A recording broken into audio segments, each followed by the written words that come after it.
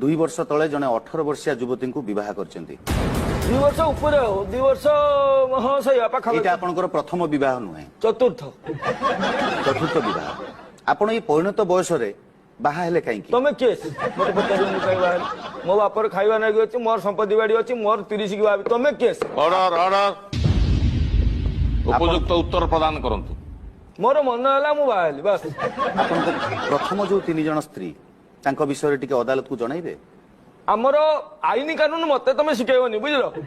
जे आमर नियम अछि जे प्रथमटा को छाड़ पत्र न देला जाय द्वितीयटा को तमे बाहाई परिबनी मोर आगो 3टा जाक मर जाइछन सेई नै मोर चतुर्थ बाहली तो प्रथमटी केमिति कोन धान बस्ता टेकुतला टुगु माने ऊपर को टेकी नउतला सीढ़ी रो चढ़ी जाउतला कांधर नै खसी पड़ला सीए पड़ला ता ऊपर बस्ता पड़ला ता ऊपर सीढ़ी पड़ला 3टा कोन संभाली परिबो चली गेला को